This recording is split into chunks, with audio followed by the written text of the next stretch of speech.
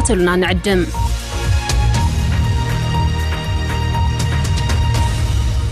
كون سجنتا BBC afaan oromooti nu waliin tura.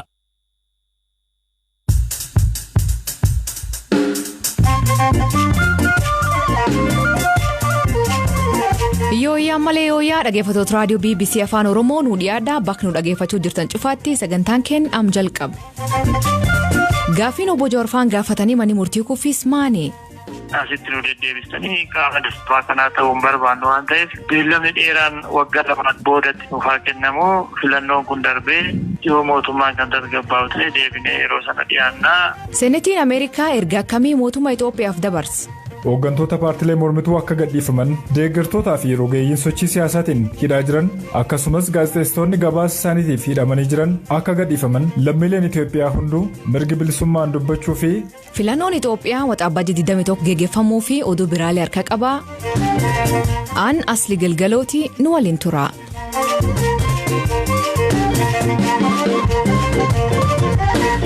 Dhaggeeffattoota oduutiin jalqabaanii guyyaan filannoon biyyaalessaa Itoophiyaa marsaa jaffaa itti geggeeffamu haaraan waxabajjii 21 ta'uu boodiin filannoo biyyaalessaa beeksise. Filannoon kun waxabajjii 5 geggeeffamu ture sababa hojiiwwan loojistiikii fi harkifannaa galmee filattoota wal qabatee duraatti butamu boodichi ibsee ture. Asiin dura naannoo Tigraayitti filannoon yeroo murtoofneef kan dabarfame yoo ta'u naannoo Oromiyaa keessatti ammoo paartileen siyaasaa Oromoo gurguddoon lama mootummaan dhiibamne jechuun filannoo keessa ba'an. Boodii filannoo biyyaalessaatti gorsituu kominikeeshinii kataate adda Suuliyaana Shimelis maaliif duraatti harkifamee akka jedhirraatti akkan jetti. Guyyaa filannoo irratti lakkoobsi namoota hojii filannoo raawwachiisanii dabaluun nurra jira. Tokkoffaa filannoon bakka hundaatti guyyuma tokkorra waan gaggeeffamuuf humna dabalataa barbaachisa. Buufata filannoo tokko irratti kanaan dura nama 3 kan ture amma gara nama 5tti waan guddifneef raawwachiistota filannoo kan duraa malee 100 fi 600 dabalataa nu barbaachisaa jechuudha. Rakkoon loojistikiin wal qabatanis yeroo dabalameen furamaa jira. Naannoleen tumsa gochuun amma haala mijeessaa jiru. Nutis karoora tiraanspoortii baafnee dhiyeessineerra. Itoophiyaan filannoo marsaa jaffaa bara darbe geggeessuuf turte sababa weerara koronaavaayirasiitiin barkanaa dabarsuun ni yaadatama. Harkifannaa yeroo filannoo kanaan wal qabate gareewwan bulchiinsa ministeera muummee Abiy Ahmed qeeqan seeralaan aangoorra turuu fi duraa butee jedhanii muudamii siyaasaa dhalate.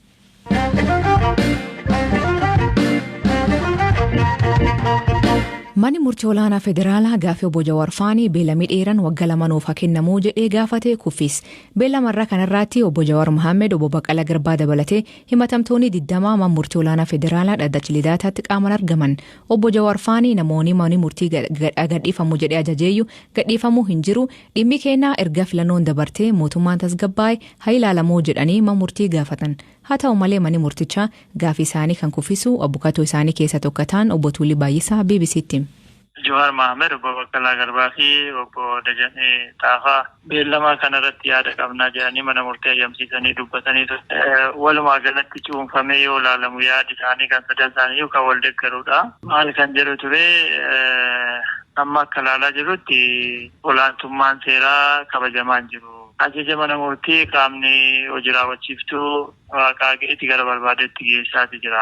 Galmeedhuma dhaddacha kanaa kan ta'e kan dhaddachi amma irratti moggaafame kana kan ta'e dhaddachi biraa guyyaa 2 dura galmee sana ilaalee koloneel Gammachuu Ayyaanaafaa namoonni 12 bilisaan akka gaggeeffaman manni murtii kun murteessee ture. Haa ta'u malee olaantummaa seeraa cabsuudhaan qaamni hojii raawwachiiftuu namoota kana koloneel Gammachuu Ayyaanaafaa butanii bakka hin beekamnetti geessanii jiru. Kun immoo seeraan aladha. Olaantummaan seeraa kabajamaan jiru. Kanaaf amma yeroo mana murtiis yeroo abukaatota keenyaas yeroo alangaas kan nama kamiyyuu balleessuun barbaannu onoon mana murtii kanatti fiduudhaaf mootummaan baasii guddaa baaseeti kan as nu fidu maachi as nu deddeebisuun bu'aan qabu. Manni murtii kun yoo nu gallakkisullee mootummaan gad nu lakkisuudhaaf hin taa'u. Wanti argaa jirru garmalee deemu waan ta'eef asitti nu deddeebistanii qaama dastaa kanaa ta'uun barbaannu waan ta'eef akkasumaan nu deddeebisinaati diraamaadha kan hojjetamaa jiru. Fageenya dhimma mana murtiitiin murtii furmaata argatu akka hin taane irra deddeebinee ibsaa turre ammas kan argaa jiru kanuma waan ta'eef dhimmi keenya siyaasaan furmaata argata gaafa siyaasi biyya kanaa toora godhate sabaan waan ta'eef ammaaf nu rakkisiinaati beellama waggaa lama nu kenna gara 2015 gara dhumaafa 2016 gara jalqabaafaatti nu beellamaati gaafas dhufnaa jedhanii mana murtii gaafatan. Manni murtii maal murteessa? Nuti galmee kanarratti ajaja kenninu murtii kenninu raawwachiisuudhaaf hanga dandeenye carraaqqii goona. Galmee biraarratti maalti murtaa'ee maalti raawwatamee maalti raawwatamne kan jedhu adeemsa keessa ilaalla. Kanaafiyyuu nuti galmee kanarratti wanti nu ajajnu wanti nuti murteessinu raawwachiisuudhaaf hanga humni keenya hayyameeti hanga waan carraa qabnu hundatti fayyadamne kana raawwachiisuudhaaf ni tattaafanna waan ta'eef mee gaafa 18 qottaa jedhanii caamsaama 18 beellamanii kanaan xumura. Abbootiin alangaa yaada himatamtoonni kaasan kana irratti waan jedhan jira? Abbaan alangaa kun yaadi isaan kaasan kun sirrii miti. Rakkoo galmee biraarratti uumame galmee kanatti harkisuun hin ta'u. Namoonni kun ammoo irraa manni murtii kenneefitti fayyadamanii yaada falmii siyaasaati kan gaggeessaa jiranii falmiin kun immoo falmii seeraa malee kan siyaasaa miti. Kanaaf manni murtii hayyamuuf hin qabu ture.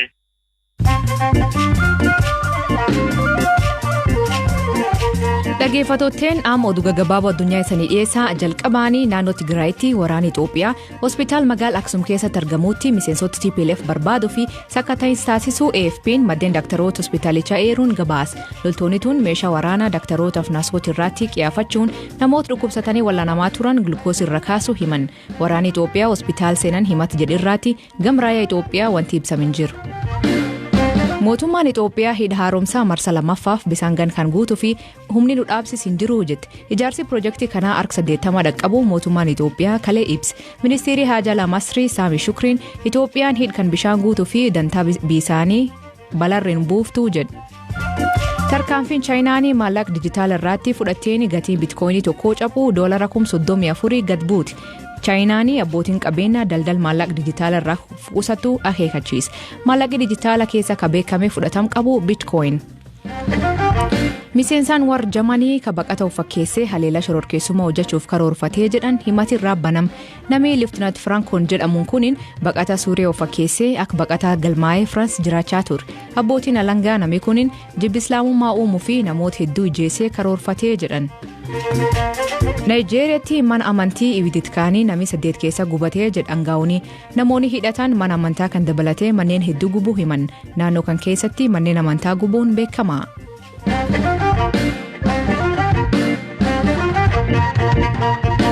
Senetiin Ameerikaa haala naannoo Tigraay keessa jiru ilaalchisuun yaada murtoo dabarsan.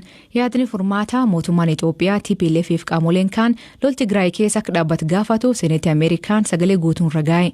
Yaadi furmaataa kun maali? Murtoo akkamii dabarsaa? Hirphaa gammachuu itti sanbeessis.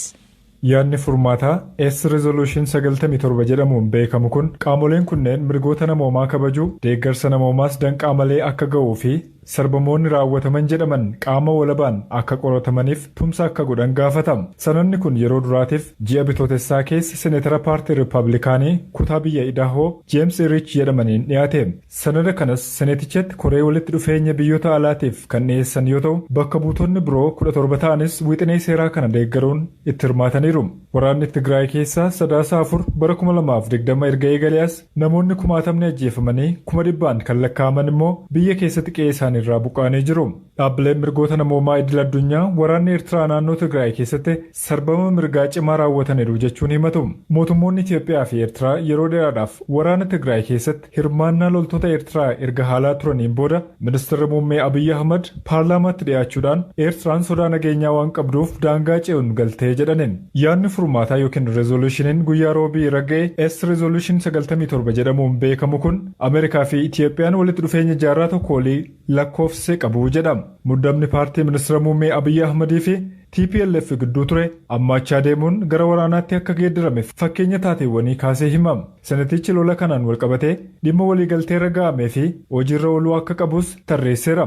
Kanaanis senetichi Itoophiyaa naannoo Tigraayitti lolli adeemu akka dhaabbatu gaafannaa jechuun sarbama lammiilee nagaa irratti raawwatu kamuu cimsinee balaaleffanna jedha wixineen kunin. Dhaamsa mootummaa Eertiraaf dabarseen waraanni biyyattii Itoophiyaa keessaa tattamaa fi guutummaatti akka ba'an gaafannaa jedheera.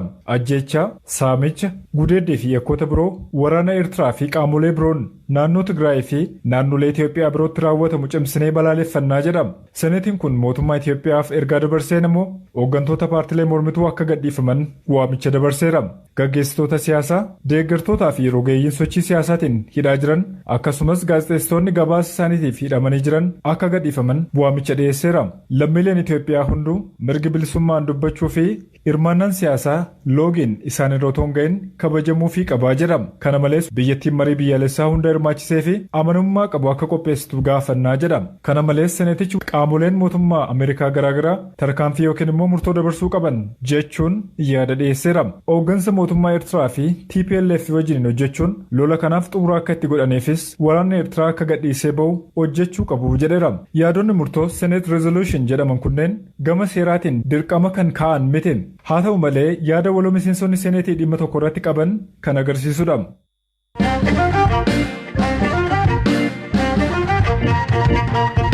Dubartooti garii da'umsaan booda dhibee sammuu postpartum depression jedhamuun miidhaan guddaan erga haadholii dhibeen kun itti hammaatee tokko tokko abbaa warri isaanii ilaan arguu jibbuu dabalatee daa'iman ofiitti gara jabaachuu eegalan rakkoo kee baatee fi dhimka dirraatti hubannoo uumuu ka jalqabde maahidaa rakaalu dhibeen kun baay'ee hin beekamu garuu namni miidhuu jiraa jette Firaa'ol Balaay dubbis. Ani namni nagaa sababaaf bu'aan waa raawwattu waan xiqqoodhaan boo'uu garaa hammaachuu akkasumas maaliif namoonni nan hubatan jedhee dallanuun jalqabe keessumaa abbaa warraa koo fi haadha kootti baay'een aara ture dubartiin tokko yeroo deessu boqonnaa jireenyaa haaraa gatii eegaltuuf muuxannoo addaa ture anaaf kanaaf immoo maatiinis ta'e hakiimonni dursanii nun qopheessan hirriba dhabuu hojii dhaabanii yeroo dheeraaf qofaa manatti dabarsuu fi ofiif caalaa daa'ima godhataniif xiyyeeffannoo kennuun immoo muddama kana tu caalchisa yeroos anis ofan jibba ture jireenya kootti abdii kutadheen ture akkasumas ijoolleen koo gaafa bu'an ijaan aaruuf haadha koo kottu narraa fuudhiin jedhaan ture waan kun maalii jedheen Google gaafan godhu dhukkuba mukaa'uu postpartum depression jedhamuuf akkaan saaxilameen bare dhimmi kun rakkoo amalaa akka hin taanee fi dhukkuba akka ta'e yeroon bare tarkaanfiin jalqabaa ani fudhadhe tokkoffaa ofiin waliin araaramuu fi of fudhachuuf yaaluudha inni lammataa immoo namoota natti dhiyaatan rakkoo koo hubachiisu ture ta'us sun anaaf salphaa hin turre sababiin isaa immoo miira jabaataa keessa ijaan tureef rakkoo koo sirnaan hubachiisuullee hin dandeenye ture. ኢሞሽናል መሆኑን ያስኩት እንጂ ለአዲስ Yuunivarsiitii Jimmaarraa ogeessa gadaamessaaf ulfaa akka ta'an Dr. Damisoo Amanuu dhibeen kun akkamitti akka dhufuu fi wallaansa akkamii barbaachisaa akka jedhu hima. Rakkinni dipireeshinii jedhamu kun kaa'u ta'uu danda'a yookaan akkaataa ayyaanni namoota xiqqoo gadi bu'u ta'uu danda'a. Rakkinni kun bal'inaan mul'ata dubartoota ulfaa irratti keessumaa immoo da'umsaa booda bal'inaan mul'ata. Baay'een isaanii kanaaf kan saaxilaman dubartoonni ulfuma dura rakkina akkasii amma ta'e kan qaban hakiimiidhaan immoo rakkinicha adda bahee kan itti namiin ta'uu danda'u hammi ta'anii kanarraa kan hafan garuu baay'een isaanii jijjiirama ulfa duukaa wal qabatee dhufu. Ulfi kun jijjiirama baay'ee qaama isaanii kanarratti jijjiirama hormoonii adda addaatti uumama kan dubartoonni ulfaa hin qabne sanarraa kan ka'e kan dhufudha jechaadha. Jijjiiramni hormoonii kun yeroo ulfaa kan jiru addadha. Ulfa erga raawwatee booda immoo wantoonni hormooniin gaddootti du'ee deebi'uudhaaf kan deebi'an haala jedhan sana keessatti rakkinni akkasii uumamuu danda'a jechaadha. Rakkinni kun yeroo baay'ee kan ilaalamuu qabu namoota kanaan barumsa addaa fudhatan saayikaatirist warra jennuun noormaali kan isaan ilaalamuu qabanii. Mallattoonni isaan agarsiisan kun gosa adda addaadha. Yeroo baay'ee dipireeshiniin kun dubartoonni akkasii nama duukaallee haasa'uu jibbuu sirriitti hin dubbatanii daa'ima daaniif illee kunuunsa barbaachisu laachuu irratti rakkinatu jira. Mallattoo baay'eedha kan isaan agarsiisanii gara. Garuu dipireeshiniin kun inni da'umsa duras namoonni qabanii fi da'umsa booda sorri qaban tokkumadha. Namoonni dipireeshinii ulfa dura qaban carraan isaan dipireeshinii guddaa keessa galuu danda'an ulfa booda hin jiraata. Rakkinni dipireeshinii kun jiraachuunsaa adda baasuu barbaada jechuudha. Hakiimiin tajaajila laatu kun jechaadha. Mallattoo adda addaa kan dipireeshinii akka adda baanu kan qaban jiraatee jennaan dipireeshiniin kan yaalamudha jechaadha. Yaalamaa qorichi laatamaa kunuunsa barbaada hordoffii barbaada jechaadha. Akka sadarkaa dipireeshinii dubartoonni keessa jiran kanatti qoricha adda addaa laatamuu danda'a. Kaawunsilingii adda addaa barbaada. Hakiimiin inni laatu hin jira. Saayikosooshaal kaawunsilariin illee barbaachisuu danda'a jechaadha. Dhaggeeffattoota keenya sagantaan keenya karraa ganumaa nu eeggatanii dhaggeeffachuu keessaniif ulfaadha isaniin jedha. Mammaasii galgal kanaa namni tokko dur jira tokkisaa duraanuu jira nam dur jiruu fi ka duraanuu jiru eenyu dur jira hiikan isaa isaan biraatti maanii kooment keessan nu beeksisaa.